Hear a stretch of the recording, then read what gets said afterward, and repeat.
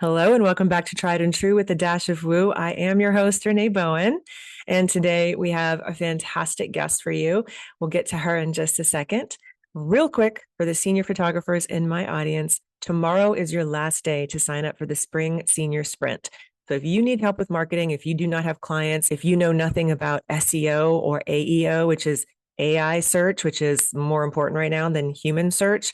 You have no idea if you've got that going on your website and how to even have that cross over to social. And if you are struggling even with your in-person marketing, we're going to cover all of that and more in this 6-week intensive. You also get me on Voxer throughout the entire 6 weeks as the whole group. And you also get the creative team method, which is worth almost $1,000 in and of itself. So you get a lot of really great bonuses included in this marketing sprint. It is 6 weeks. It is an intensive, and you do get the replays of the calls and all the transcripts. And yes, we are going to be talking about AI in this class as well. I'm doing it because I know a lot of you guys do not have enough clients going into spring.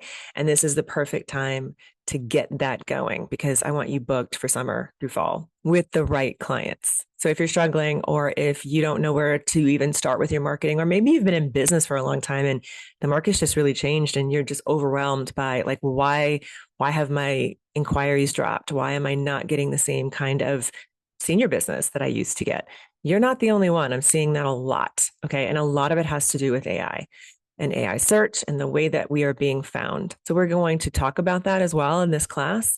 And you're also going to leave with an actual marketing plan based on your business and your clients when you leave. The link for all the info and to sign up is below. You only have until tomorrow. If you have questions about it and you want to talk to me, the link for my Voxer is below. Just start a chat with me and I will be happy to go a little back and forth with you today to see if the class is right for you. Here comes today's show and my amazing guest. Welcome to Tried and True with a Dash of Woo, where we blend rock solid tips with a little bit of magic.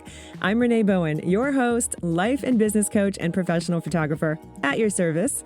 We are all about getting creative, diving into your business, and playing with manifestation over here. So, are you ready to get inspired and have some fun? Let's dive in. So my guest today is Jen Liddy. When the magic that you create with your clients is hard to convey through your marketing, that's when you call Jen. Okay, she translates your expertise, that thing that you do, just like it's breathing, into a make your audience lean in kind of messaging that you're going to want to use everywhere and every day. And since she's a self-proclaimed brand voice and messaging nerd, she's also going to make sure that you also sound like yourself when you do it. Because positioning yourself as an expert is not about being noisier or doing more to get attention. It's really about expressing why you're better and different and the one to hire to get your people the results that they really want, all in a super duper clear way. Okay, so she is absolutely, she's the coolest. She's just really the coolest. You guys are going to love her because we're actually digging into a little bit of, what she specializes in, but really about how letting go of some of your best practices could change your business. If you're burned out by the algorithm, trying to keep up with everything, it's really about like the descaling and kind of peeling away so that we can get to the good stuff. And why sustainable businesses and honest messaging only happens after you stop performing and you stop optimizing and you start listening to your body, your intuition, and your truth. This episode explores descaling without disappearing, letting go of best practices, and why credibility, trust, and resonance online are directly tied to how honest you've been with yourself first. Let's get into it. All right, Jen. So you mentioned to me that over the last, I guess, 14 months or so, you stripped your business way back. And that was like super fascinating to me. Take us to the moment you realized that that old way wasn't really working. Yeah, it probably started back in 2022. So if I'm really being honest, it really started earlier when I realized, oh, I've built these programs and these offers that actually suck the life out of me and don't make any money. And it actually goes back to you were having a conversation with Nata on your Mm-hmm. podcast about hiring out. But and one of the things that you talk about a lot on the podcast that I can tell is like, look at the money, look at the numbers. Like you can't keep just pretending. And so in 2022, I looked at the numbers. This is so embarrassing to say, but like I just was kind of running the membership on, I would say maybe vibes and energy and like swirls and magic. And I was like, no, it's going to work. It's going to work. I'm going to scale it. I'm going to scale it. I'm going to scale it. And then it just never scaled. And this is a really interesting thing that I think you'll like because it's the dash of woo. I first of all did not look at my numbers to be like, is this even profitable? Do I even like this? Is this energetically like filling me up? And then, so I used to be a high school English teacher and a college professor. And what I noticed is my kind of classroom in the membership was always static at between 35 and 37. Two people would come in, two people would leave. One person would leave, another person would commit. It would never could grow beyond 35 to 37 people Mm. in this membership. And it hit me one day in therapy, and I'm like, holy shit. As a teacher, I could hold energetically 35 kids in my classroom. And that was like what I could teach. And I would see like, a classroom like 5 times a day. I would have 25 to 35 kids in front of me. But I always thought I could scale this membership to 200 people. And that's how I was going to make my money. But honestly, like I just didn't have, like, I can't hold the energy for that many people. And Yeah. that was the beginning of the end for me. And then it was literally just a stopping and a pausing and an assessing. And then it was the stripping away of like, okay, this isn't working financially. It's not working energetically. It's not even like bringing me joy anymore. And it was like, I mean, my whole thing is content and marketing and messaging. Like, I'm a total word nerd. I was an English teacher, but I wasn't even like, I felt dead inside, is how I felt. Yeah. And so, it was that pause. And that, so from there, that was the first. And then it was that like kind of peeling away of like, well, what else needs to go? And then what else needs to go? And I'll tell you, every single time I took something away, I almost always filled it back in with something else. Like, oh, well, then that means I have to do one to one. But if I do one to one, then I have to give everybody everything and make sure that the program is complete and follow them around for months trying to get them to implement and like, oh, here I am again. It's like everywhere I went, there I was kind of situation.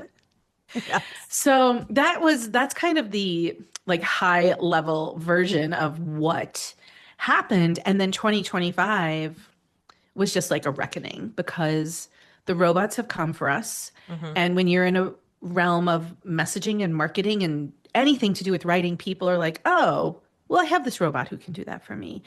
And I really had to get clear with like, okay, well, how can I change things? What do I like doing? Who do I like working with? How do I like working? And it was a lot of sitting in a lot of discomfort and learning how to basically like undo. Because I'm a doer. I'm a Gen Xer. I was born in 1970, and my mother always said, if you can lean, you can clean. Your value in the world is what you're bringing to this family, what you can do. So I just like brought all that invisible garbage Yes. with me, right? So Yes. 2025 was sitting still and then getting rid of even more invisible garbage. So much that I can relate to on I was going this. to say, Like so so did I give much. you did I make Yes. it clear? Yeah. No, no. Okay. Okay. Well, it gives us a really great diving off point too, Okay. because I also 1970 baby. Oh yeah. So I get it. I get that very much. And I'm a human design generator. And Ah, yes. if I'm not doing something, oh my God, what am I doing? And you're a Right. 2/4 also, which Yes. I'm a projector 2/4, Hmm. which I didn't understood like, oh, I didn't understand like, oh, I need time alone. Yeah. I didn't get Yes. that.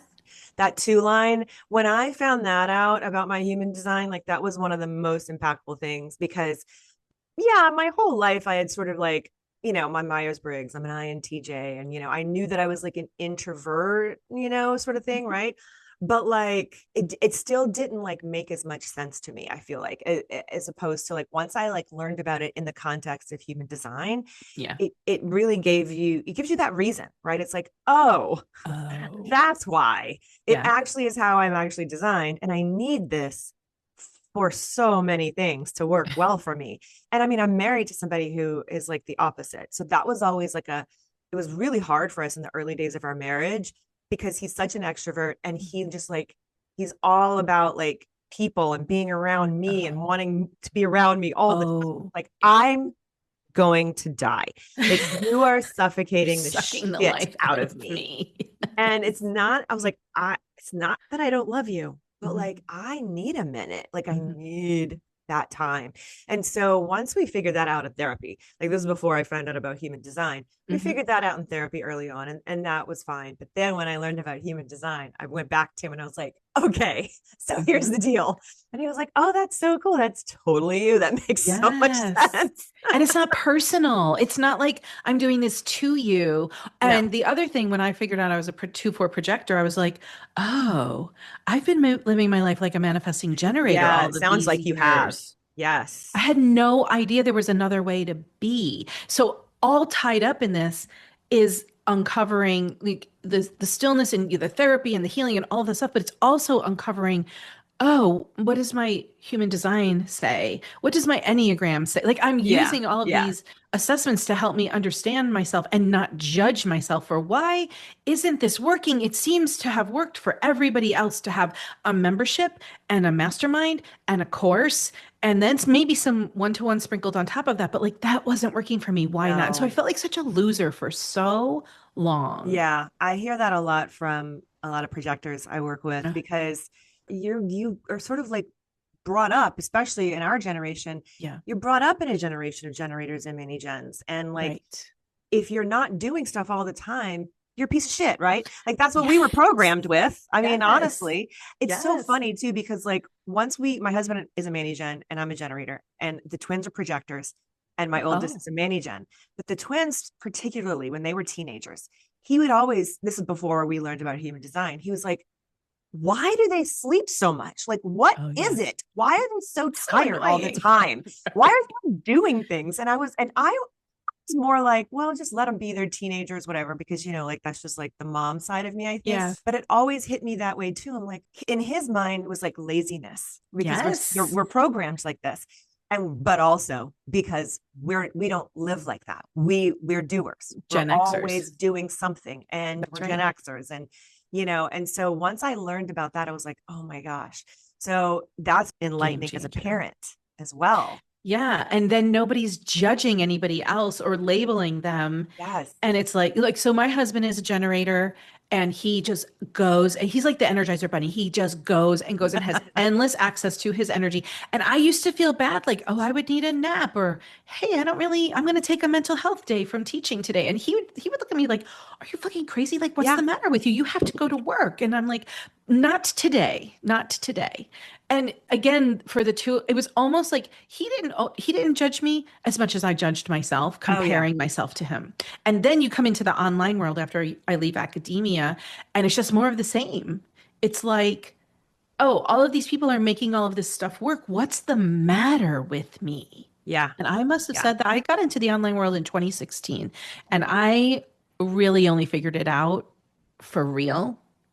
It's been a journey, but for real, 2025 was like the reckoning for me. Like, Mm, no more of that. And then okay, then what is it going to be? And how are you going to stop doing, which is something I didn't understand, but my therapist has been trying to get me to understand like for years, like you don't need to do, you just need to be. I'm like, that sounds so stupid and boring. I don't even know what that means. It's yeah. so abstract, but it's really been sitting this year. What do I even like to do? How can I make money in a way that I like and I can sustain? And so that's what I have spent the last year really diving into. That's so awesome, first of all, that you're doing that, right? And you're doing that work, because I feel like this is something that can resonate with so many, not just women in our generation, but women in general in business. Um, that concept, I always talk about that doing, because yeah, I'm a doer, I'm a generator, but I Mm. also use it to numb out. I totally know that. Totally know that. Mm, Completely mhm. replace drinking with work. Oh, that's so, Okay. yes. Yes. It's just like uh, If I'm not working, what else is there? Right. Yes. Right. I went through that. Yes. Yeah, and like filling it like, okay, well, if I'm working all the time, what am I not wanting to address?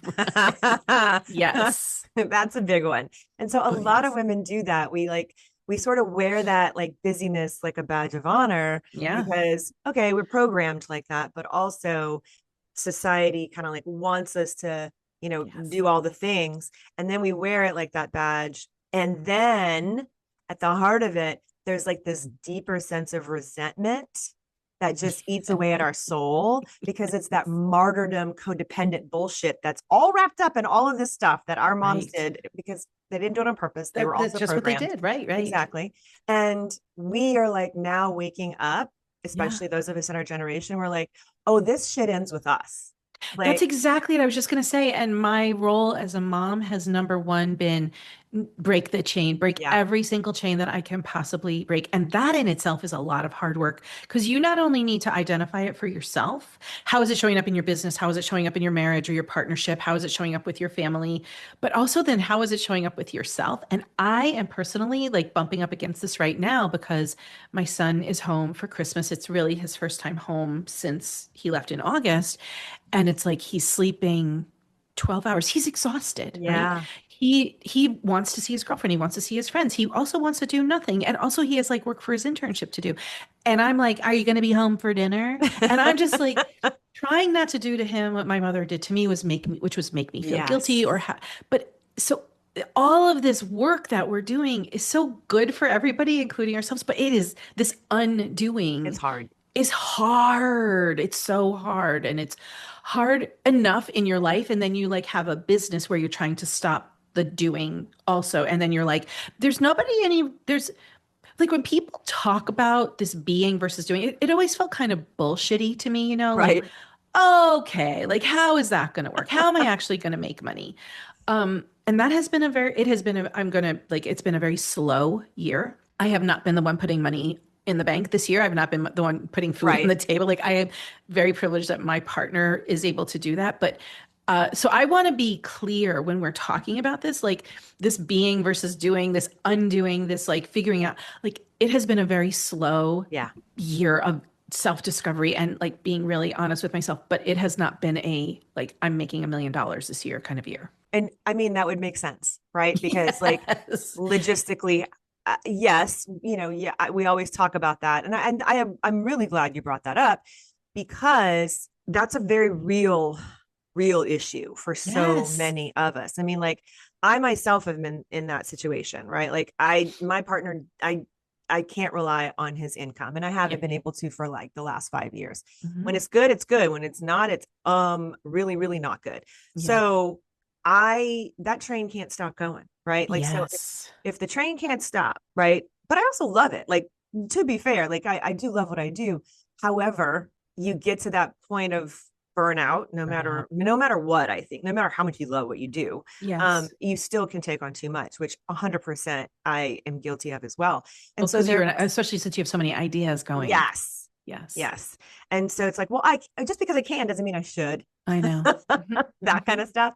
What I see this show up just a lot with the women I work with, and this sort of like push pull of okay, but I do need to actually make this work. I do actually need to bring money in. So that is a big piece of it. And I do think that there is a way to do this kind of work and, create capacity and safety in your nervous Yes. system and all of that Yes. while also And here's what I working and bringing wish. money in. And I want to piggyback on that because here's what I wish I knew at the beginning of, first of all, I wish I had trusted myself back in 23, Mm, 24 when I saw things changing and I stuck my head in the sand and I'm like, no, this AI stuff won't be so bad. People will still want a human. In 2025, they really mostly did not. right. They Yeah. really wanted now we're coming back around to people going, well, Yeah. I can't really sound like myself. Well, it's like, this big taffy pull or this big love bomb that happens with it.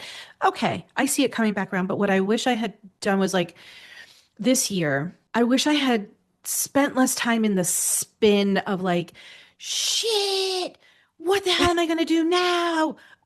And then like, it was like I was going a million miles an hour. So the only thing I could think to do was kind of pull back to 0 miles per hour what I really could have done better was like take what was already working and kind of peel out the things that I didn't enjoy anymore or that depleted me. Like, for example, the way that I work with people is one-on-one. It's all about messaging, brand voice, brand positioning, right? It's Yeah. very targeted. It's very like it's a one and done kind of thing. It's a project. But what I was doing was offering to work with people for like 30 or 45 days for implementation and feedback, which I know they need. But I also realized that's depleting for me. Yeah. That would be better done with like a colleague of mine or somebody I could hand it off to, or maybe their assistant or their OBM or whatever. But I kept insisting in my mindset that this is what I needed. I needed to be the person to pull the thread all the way through. I needed to be the person who fixed all of their messaging problems and helped them Mm, put it into play. And if I had just shut the hell up and thought like, okay, you really like this part, but you don't like this part, how could you pull that out and how could someone else do that, like delegating like you were talking about with Nada on her conversation, right? yeah. Like there's so many ways that I could have approached it instead of just coming to a screeching halt, which I really believed was my only way out. Yeah. So that Well, was something I could have done better. And it would have still gotten me to this undoing place. But again, I just didn't trust myself. I thought, like, maybe mm, I have to burn it all down. Maybe people don't ever want to work with humans again. Maybe I don't even belong in the online space at all anymore. Like, really questioning myself instead of like stepping into the self trust of being like, hey, you're really good at this. You're good at this, but you don't like that part. So, like, how could it be different? And I'm really yeah. hoping that somebody listening is like, hey, maybe I don't have to put the brakes on, but maybe I could slow down and pull out the pieces that I think people need, but I don't like delivering. Yeah. It's those whispers. That's what I call them. It's like before the scream starts, right? Like we want to like, oh, there's whispers. Like if you look Mhm. back, you can see them like, oh yeah, Now that I was definitely can. showing up. It was showing up. But we are also so programmed to suppress those, right? Yes. Because you That's got to keep that's going, right? You got to keep yes. bringing value. Yeah. Yeah. And all of the best practices and all the Mhm. bullshit that we've been taught. And so it's like, oh, no, no, no, it's fine. It's fine. It's fine. I'm fine. I'm fine. I'm fine. And you're so not fine. You know what I mean? But like, Right. we're not. And so that is very, very important. So anybody listening, like, I know I've said it a lot in a few different ways, but this is another reminder that if there's little breadcrumbs, there's little signs that show Yes. up, before the shit really falls apart, there's signs that the foundation is cracking. And so it's really important, I think, more than anything, to be willing to just be radically honest about those when they happen, which is very hard, but it's a gift to give yourself, like your Mhm. future self, right? Like, okay, this doesn't light me up. Why am I doing it? Right? Like just Yeah. even simple things like that. Like, okay, do I need to be doing every single piece of the process? Probably not. This is why I think people working with somebody like you is so important because you really can't sit in the silo and have it all ping-ponging Yeah. around you and the echo. And you're telling yourself one thing and you're like, yeah, but yeah, there's always the yeah, but. Yeah. And this year I wasn't working with anybody. I didn't have the person I was working with was my therapist, which is Yeah. how I even got any of this clarity. Yeah.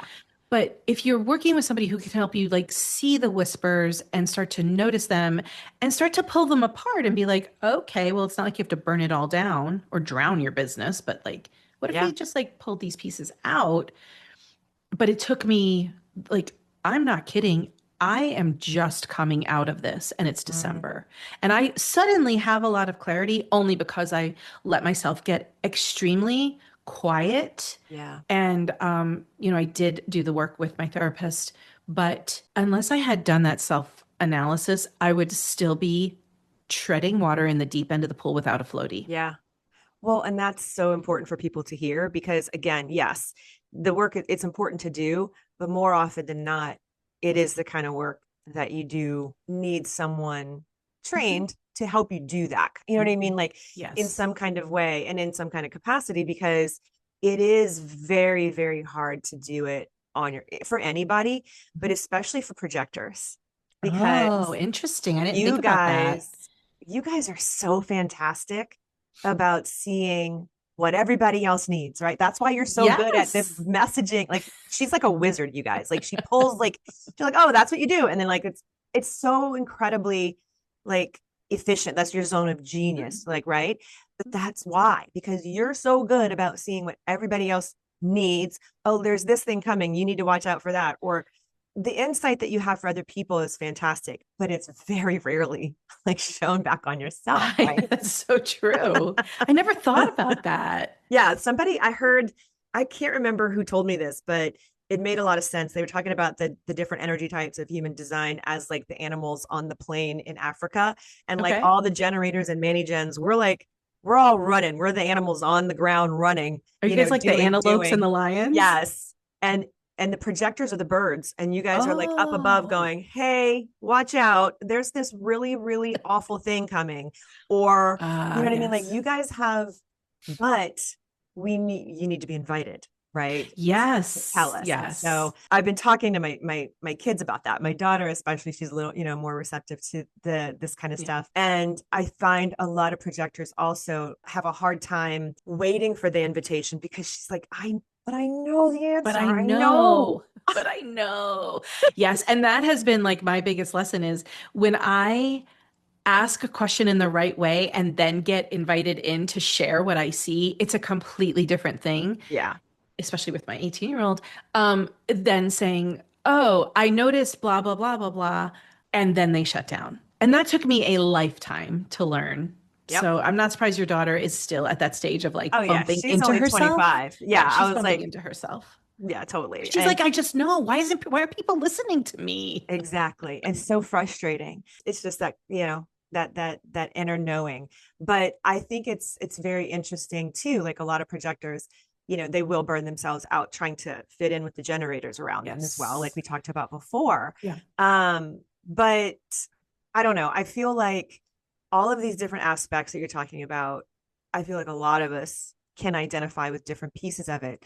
But I want to talk a little bit about, I know that you've this year has been the undoing and Yeah, the I'm and the doing. sitting with it and Yeah. and there's a big piece of that too is like, okay, well, that takes a lot of courage too to actually just sit with it and not beat yourself up because that inner Bet. voice, Yes. right, can be really mean, Yes. like you said. Owning it was um very empowering at some point during the year. It was probably April, May, June. I had gotten slammed with a bunch of new clients, and then June is like, whoa, this isn't working anymore. And that's when I really start. But it was very empowering once I started talking and saying, I'm done taking clients for this year because I need to figure some new things out and I don't know what that's going to look like.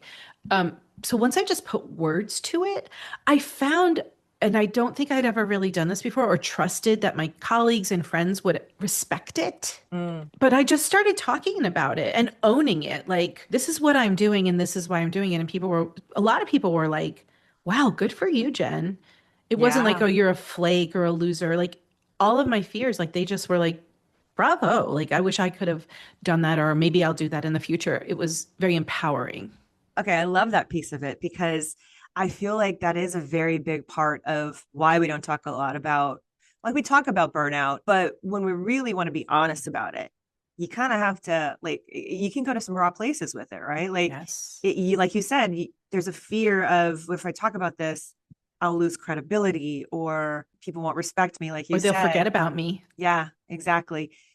But I think the opposite is true too, though. And I love that you're seeing that in real time because that just shows you we as humans really, really need and deeply desire connection and realness and that word authenticity that gets thrown around a lot. But there's a reason why, because people connect with stories and realness and things that you actually are going through because we're not perfect and we all are struggling with shit internally. So when someone is brave enough to just come out and be like, yeah, no, I'm in it, it's so freeing because it also gives you permission to feel your stuff, right? Like you Yes. might be suppressing it that whole time and you're like, oh, okay, well, now Jen's given me permission Right. to Or be maybe in okay the with future, this. like you have this a year from now and you're like, oh, I remember that conversation about that. And Right. maybe there's a left turn I need to make.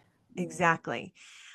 Which I think is really powerful. So I really hope that people who are listening, if you're going through anything like this, within it, on this journey, like, because I'm a big believer in, it's not about a destination necessarily, it's about who you're becoming along the way. That's right. The identity piece, right? Yes. So like, who is this uncovering for you, right? As you go through it, that's what I want to ask you about. Oh my God. How has this identity piece come into play for you? And what are some things that maybe have been surprising to you about that process? Yeah, that's such a good question. Well, and this was all happening at the same time that my son was a senior. I only have one kid. And it was really funny because I was never that mom who was like, I am born to have children. I actually chose to have one child because I knew I could be a good mom to one kid or a drunk mom to two. And so like it was a really intentional thing. Yeah. But I'm only going through this journey once, right? So he was a senior and I knew, and he's lovely and I enjoy him so much. And it was like such a different experience from when I was a teenager. Like couldn't wait to get away from my parents. And so I knew I was going to miss him and I knew I was going to be in grief about it. I also knew I've seen my friends have this thing where they become empty nesters and then they look at their partners and they're like, do I even like you anymore? Do we have anything in common? Like, what the fuck are we going to talk about if we're not talking about our kids, right? So I was very intentional that I wanted to go through the year and just be present with him and like have fun with him and honor him and let him like start to find his independence. But I also wanted to figure out who was I when I'm not being a mom. I didn't really understand how much of being a mom was my identity. I was very surprised about that because I have always worked and made my business center, or when I was a teacher, that was the center of my life. And so there were three things like, how can I be the kind of mom where I'm not like lawn mowing over him? How can I be a partner to my husband and like really enjoy him and like our relationship that's about to change fundamentally? But also like, how can I stop using work as the place to dump all of my anxieties and like time? And I don't have any hobbies, so I'm always working. What am I going to do if I am not like either focused on being a mom or being a business owner? It was like I needed a identity, a revamp, up level, whatever you want to call it. So I went into last year again very intentionally because I didn't want to get to the other side of it and have it hit me. I wanted to be ready when Jack left. And so again, that was my therapy for the year. It was like I want to be ready so I don't have to be mowed down by, and it was hard. Fall apart. It was fall apart. Like I was really worried I was going to fall apart. And what I didn't want, this is the crux of it, I didn't want to have my son leave, have my marriage be like, I don't know what the hell this is anymore, and then channel all of that junk into becoming busy in my business again, because busy just, I already did that and that wasn't very fulfilling. So what does life look like when I'm not busy, but I'm also still feeling like successful and fulfilled in my business and with my relationships? So that was, I don't know if I answered your question, but like it was a huge identity shift from mom, wife, business owner to like, it sounds so stupid. It sounds so trite, but like, who actually am I? No, it's not. It doesn't sound trite to me. I totally get that. Like I feel like I've gone through multiple iterations of that over the years. It's just really interesting, like with each stage of my kids' development too. And because I've been a photographer for a long time and I specialize in high school seniors. So I work a lot with that age group and their parents. And you see it. That has been extremely, I think that actually helped me so much, just like in preparation for my own, like you said, kids. Yes, because you can see it from the outside. You can see, like, I was watching either friends or just people out in the world, like, freak out and not know what to do with their life anymore after their kid left. And I'm a person who was like, yeah, I'm a mom, whatever. But like, I did not realize how much it was consuming of my identity. I can completely identify with that. I mean, it's almost exactly my story. Like I saw all of this coming. So I made sure that I wasn't going to be that mom, right? That's like, very projector of you. I know. I saw these moms who were like literally falling apart. Their kids were everything to them. And I was like, oh my God, like, don't you know what I mean? In my mind, I'm thinking, we had a whole life before them. You have to have a life. Exactly. Yeah. And so I was like, that's not going to be me. That's just not going to be Mhm. me. No. And my husband and I, we love hanging out together. We always spend time. That's not going to be us. Like all of these things, right? Yes. And it was my daughter, even though she's the younger one. So my older son is 27, but he has autism. So he stayed at home with us and went to community college. So I didn't have that experience of Oh, the him empty leaving the nest. nest. Right, right. But then 2 years later, my daughter, one of the twins, was the first one to go off to college. Later, her other brother would go off to college too, but she was the first one. And she's like my girl, Oh, right? Like yeah. we're tight. Mhm. And I was just so proud of her. She's like super independent, like Mhm. does all her own shit. Like I don't even have to like, there's nothing I have to worry about as far as like her getting things done, right? So like Mhm. I'm thinking everything is good, everything's fine. And she's not even going that far. It's just like, 5.5 hours north by car, like no big deal. And on the drive back from dropping her off at college, her twin brother was in the car with me and my husband was in the other car because we all had to like caravan up to go drop all her stuff off because she had so much stuff. Girl dorm. Yes. And so we're almost home. And I'm just like, the whole time, I'm just like excited for her. She's super excited. She's super independent. No stress, right? I mean, like stress getting it done, but like that was about it. And then like we're almost home and I burst into tears. And I am not a crier, just like in Okay. front of my family, just in general. Mhm. I am just not a big crier. Like I'll cry at movies and I'll get sentimental sometimes, but my son, he was like, are you okay? Like he was like so concerned. And I just was bawling. I was like, it just hit me that this was it. And Yes. that was really rough. Like, I mean, honestly, that just kind of started that process Yes. of Yes. shift for me. Um, and I mean, it was good that he was in the car with me, I think, because, he and I are close as well. And I mean, I always think it's good for our kids to see us as humans, just in general. But he was really there for me in that moment. He's like, don't, you know what I mean? Like, it was really cool, but it was really hard too. Yes, it is And hard. and ever since then, it's just been like this ongoing. And I went through the same thing when I dropped him off in Boston, and then that was a lot harder. That was a lot Because harder. it's That further was away. yes, and that was like 2 years later, Yes, and yes. it was also harder because he's my artist. He's the sensitive one. Oh. He's the Mhm. one who really, he's very talented and dynamic and so caring, but super empathic. And that was far. That was really, really Mhm. far. And he also deals with a lot of anxiety and depression. Mhm. And so leaving him was I way get that. harder. Yeah. So I feel like it's just like a constant, like I said before, it's like one Evolution. thing after another, especially when you have children that you don't mean to wrap your identity into, but we Yes. do. And Yes. it's like very hard to see that bigger picture, right? And it's Until also something to pull the thread. We do the same thing with our businesses. We do the yes. same damn thing where we become the founder and then we become the personal brand and then everything is blurry and it's all encompassing. And you're like, how can I tease out the part of me that is private and keep that Mm-hmm. to myself too? So there's like all of this identity stuff that we do that we get ourselves like caught up in. And then it's like all of these examples that we're giving. Then there's a moment, the whisper that you were talking about, where you're just like, wait a second, this isn't working anymore. What do I have to pull out? Or how do I have Yeah. to recalibrate? Or how do I have to pause? And those, I've never, I guess I'm so glad we're having this conversation because I really hope that it encourages someone to just press pause, maybe not burn the whole thing down or Yeah. put like step on the brake completely, but just like when you hear those whispers, whether it's like, oh my God, my son is going away, or my daughter's going away, or my child is going away, or I don't want to do it this way anymore in my business or any relationship that you have. I mean, we have a relationship with our business.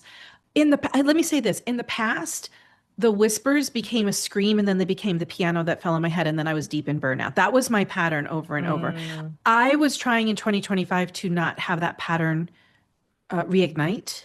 So that's why I paused instead of pushing through and waiting for the piano to fall on my head. And yeah. I'm really, when I look back, I think, like, God, I'm so proud of myself because you know what? I didn't make the money that I've made in other years, but I also didn't burn my business down, and I'm still here to talk about it. And I think the way that the industry is changing, or online business is changing, or the way that customers are so sophisticated, and how we really need to meet them at their sophistication level, and what we need to give them and say to them, I think it's I think it's so fantastic that we pause, because what used to work doesn't work anymore anyway. 100%. The world is changing anyway, Yes. like you said.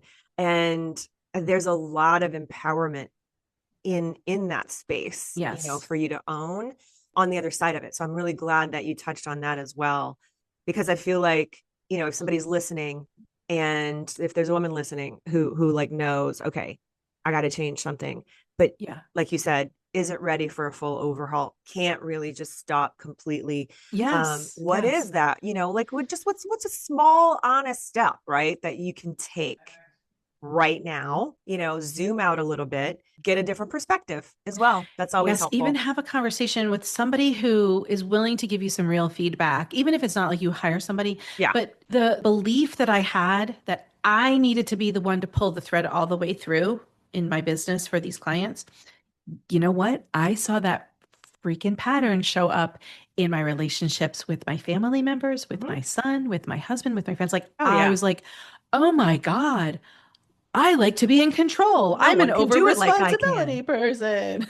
So it's like, it gave me enough space Yes. to say, like, oh, this is showing up in other places. This is not like pleasant to talk about, or like, this was not fun, but it was No. so good. And I actually feel excited for what's next. Yeah, I'm excited for what's next for you too. I mean, I feel like once you get to that place, because all of this that we're talking about is from programming. It's just your unconscious mind keeping you Yes. safe. It's just something along the Yes. way that got in there that isn't even really true or your story, but Right. it was just trying to keep you alive and safe. And so when you get to that place, you can really look at it and like kind of appreciate it for a different reason, right? Yes. And be like, oh, okay, thank you for keeping me alive. Thank you Exactly. for trying to protect me. We're good. We're good. We Yeah, don't I'm have to good do now. this anymore. Like it's really like a lot of the reparenting stuff too, Yep. because our unconscious minds are like 7-year-old us, essentially. Right. And a lot of us Gen Xers have a lot of, trauma, Undoing to whether do. it's a big T or a little T, but yes, a That's lot of the right. undoing. I think that there's gold in those triggers if you Yeah. allow yourself If you let to yourself, yes.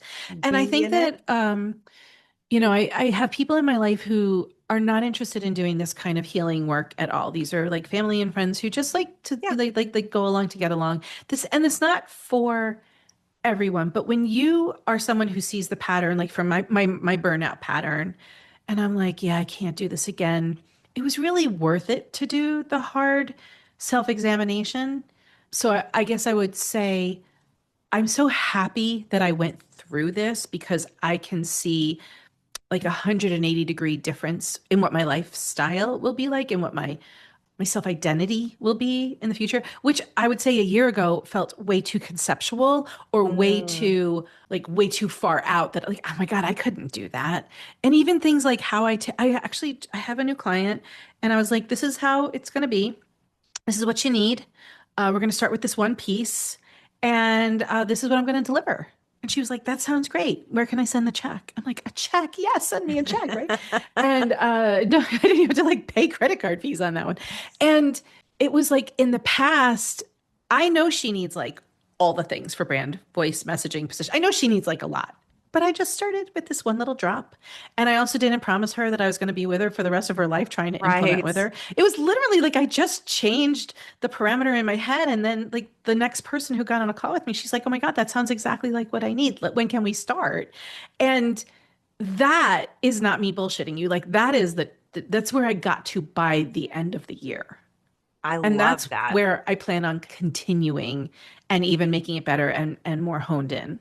That's really cool, because I wanted to ask you like what has come up for you, right? Like now that you're at the end of 2025, like what's sort of like surfacing and dropping in, that you weren't able Yeah. to really see before because you were so Uh, close to it. You know what I I mean? was so close to it. And some of the stuff that I'm about to say is really hard to admit. I I attracted an audience of people who love to read and listen to my stuff, but they don't like to buy. And it's because they're at a place in their life where they're just like, I'm not really ready for visibility. I'm introverted. I don't like the spotlight. I don't want to be, and those are all things that I feel too. Like I'm Yeah. extroverted, but I don't love the spotlight. I love a conversation like this, but like it doesn't need to be the me show. Although maybe Yeah. somebody listening is like, really, Jen? Because this has been all about you. Well, that's the intention for this episode, but I get what you're saying. I get it. So I attracted these people who just really didn't. And so I spent 2 years on like, it's a great lead magnet. It works. It just doesn't bring me the right people. Again, I had to go in and look at it and have like a hard conversation with myself. So where I'm headed is like, well, there are people that do want to do this work and they might be in the beginning of their business, but they're usually more in the messy middle of their business. And they're like, yeah, what I'm doing, what I'm saying, how I'm showing up, it doesn't feel good anymore. It doesn't work anymore. I know I need to rework my messaging. I don't even know what that means right now. I Yeah. want my AI robots to work better for me, but like, what does my brand even sound like? Yeah. How do I position myself? You're a photographer. Like, I hear from photographers all the time, like, oh my God, there's a bajillion photographers out there. How Yes. am I going to stand out? So I'll just plunge my prices to the bottom. Like, no, that's not how you No. position yourself. So it's all of these three things, messaging, voice, and positioning, that I like pull out of people, but that person has to be ready to actually put it into play then. And I Mm. had attracted an audience of people who were like, yeah, I'm going to stay in my quiet corner, being introverted or telling myself that, I don't really need to do this messaging, Mhm. marketing stuff. So where I'm headed is like revamping. And actually, what I'm going to share with your audience, I'm really excited because I created a diagnostic because I realized what people think when they think marketing, messaging is like, I need to do everything. I need to overhaul it all. And actually, you probably don't. It's really more about the nuances and the Mhm. subtleties. So I created like a diagnostic for people to drill down and like which one of these three things do you actually need to pay attention to and what does that look like, and this is for you if you're ready to actually make those changes. The diagnostic will tell you what to focus on. Awesome. And so that's like just starting there with a different lead magnet to Mhm. attract the right people. Like that's the first place. And then having done the I would say like the gardening all year of like pulling the weeds from the offer, figuring out how I do work with people. I basically work with people in one-off sessions or VIP days because you don't need to be with me for 6 months to do your Yeah. messaging. You're also a 2-4. You like to go deep. As this episode, as this conversation shows, right? Yeah. I do like to go deep, and I don't want to be with somebody for 6 months when I could get them their results in like a week. So Yeah. those are the changes that I've made, and I never would have believed that I could do that if I hadn't taken this year to just press pause and look, admit some hard things, and then make some changes that I never thought I could really make. Like, who's going to hire me if I don't, unless I stay with them for 30 days? And then this last client, she was like, that sounds great. No problem. People will pay for efficiency. I tell that to Yes. photographers all the time. They're like, well, with all these new programs, we can edit so much faster. I feel bad charging. I'm like, Charging. I'm sorry. If you can get the work done like exponentially faster, don't you think Absolutely. that's more valuable? So it's kind of the same thing. It's It's like, like why we're it paying for doesn't like matter. 24.95 for overnight shipping when you could like wait for Literally. a week, right? Yes. Yeah. That's So what I'm yeah, saying. like, it's great if you want to work long term with somebody, but Yes. if you can get the results in a shorter frame of time, yeah. Let's do So that, I right? love that you really had to, like, you went back, peeled away all these things, right? Like you said, Yes. there's a lot of the descaling and, Yeah. removing, right, of It's this year. descaling. Like just kind of cleaning it all out. And in the process, a lot of other stuff I'm sure was like bubbling up, and then you have to deal with that. And then, Yes. It it's was like very uncomfortable. this little like whack-a-mole sort of like That's such a good thing, way to say right? It's it. like, oh, Yes. there's that now. But like you said before, yeah, it wasn't necessarily pleasant and fun, but on the other side of it is like what's the cost of not doing it is really Well, as you were what. just saying that, I was thinking, like, God, imagine if I had slogged through the whole year and was Yeah. going into 2026 saying, gotta do it the same way, gotta continue. Like, oh my God, what a slog. Like Yeah. it was hard either way. It was gonna be hard staying there. Mhm. it was hard to make these changes, but now it's easier. Like Yeah, working with this client has been a freaking delight because I pulled the shit out of her head. I designed her messaging playbook. I'm going to give it to her. She's going to put it into play. When she wants more, she can come back and we can do the next step. If she doesn't, that's fine. amazing. Right? That's just like I never would have imagined it could have been like that. This is such good stuff and very inspiring. Thank I you. I truly hope so. like just in a very like, and that's the kind of conversations though, like I want to have, like, yeah, okay, strategy this, strategy that, like, Mhm. right. Like there's a lot of noise out there, but this is the shit that people are going through. Like, and I think a Mhm. lot of us are either having whispers now or on our way to full burnout, and it's so important to pay attention to all of these little pieces that pop up because they're signals for something else. We can Mm. choose, it's all a choice. We can choose to listen and pay attention, or we can choose to numb out and, push it to the Yes. side. But I think that the cost of doing that, especially nowadays, is really, really high, especially as you get older. Your Yep. body can't handle that Oh, shit, so true. right? Like Right. it's going to come up and out some way or another, Yes. and it'll show up in your health Illness, usually is what injury. happens. Yes. Yes. Hmm. And so it's really important to just to stop and at least just pay attention to those little whispers so that you can create the capacity, because when we're so like in fight or flight and doing all the things, there's no way we have even room for things to drop Hmm. in. So Hmm. it's that space, that letting go in that space. But I love all of this. I can't wait to hear in another 6 months or so where Yes. you're at and I just would watching your love it. journey. Yes. I'd love to tell you. I love to see all of the pieces, because I feel like this is all the stuff that's important. This is life, man. This is the shit, right? Yes, absolutely. This is it. Like, this is really the work. This is the work. Exactly. Like you said, it will show up in your business if you don't take care of it either. And that's the other Hmm. piece of it too. And it shows up in your messaging, Yes. especially at, Yes. And your clients can, like, if you're talking about a thing and you're just like energetically your clients can feel it. They can, Mhm. so if you're not talking about what you want to talk about in a way that they need to hear it, in a way that feels good to you, it's like going to be conveyed energetically. And I know that's a super Yeah, conceptual way to say it, but like there's ways true. that you can talk about what you want to talk about in a way they need to hear, in a way that sounds like you, that actually feels good. It does not have to like bring you through the ringer. 100%. Yeah. Thank you for highlighting that as well. Okay, we could do this for hours, but Thank you I for think this is having a me. This perfect is place awesome. Yes. to sort of wrap us up. Tell us again. I know you're going to have this awesome Oh, yeah. freebie for us that I will Mhm. link out to people, but how do you like to connect with people? Well, so I broke up with Instagram and I really just am not there anymore. So you can And you're find me on happier? Instagram, but there's nothing there. What'd you say? Are you happier? I'm much happier. I took after the election, I took all social media off my phone, and so that's been almost a full Wow. year now. So, but I'm on LinkedIn, Jen Liddy. I'm just on LinkedIn. If Okay. you're a LinkedIn person, please find me and tell me that you heard Renee and I talking. And you can go to my website and grab the diagnostic. It's just Yes. jenliddy.com/, find the gap. Mm. It's just basically what you're going to do is find where the little holes are. But I'm trying to think of where people can reach me if not LinkedIn. I'm LinkedIn, on yeah. Instagram at Hey Jen Liddy, but like I don't post anything there. So Yeah. sometimes I go to Yeah. look at pandas and otters and donkeys, and my son will have posted something. So really, I'm just there to like check up on him. And but if you're there, if you want to say hi, you can say hi to That's me there. awesome. That's awesome.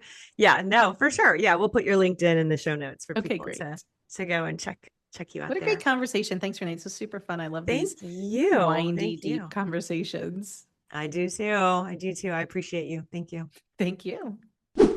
I think a lot of us can identify with the conversation that Jen and I just had. I know I can identify with it. And I think that this kind of, information and these kind of topics are just going to become more and more important as more of us, women especially, you know, see our businesses change and grow, because a lot of us have been at this for a little while. And, you know, the person who started our business, we're not really that person necessarily anymore. Yeah, there's bits and pieces of who she is, but life changes, the world changes, priorities shift. And so it's really important to assess, right? Like that's one of the biggest reasons why I'm a big believer in doing an every end of year reflection. Even if you're not going to like set goals and be, strategic about, vision boarding or whatever it is, at least do a reflection, an audit of what it was like, what happened, what was good. In fact, I think it's really good to do it quarterly.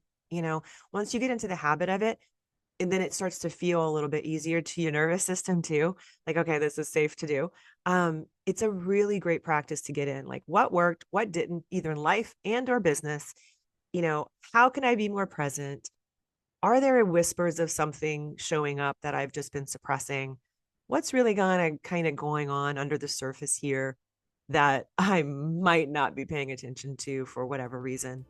It's just important to look at all of that with honesty and not judgment, right? Like that's the thing. Like we want that inner saboteur to shut the hell up.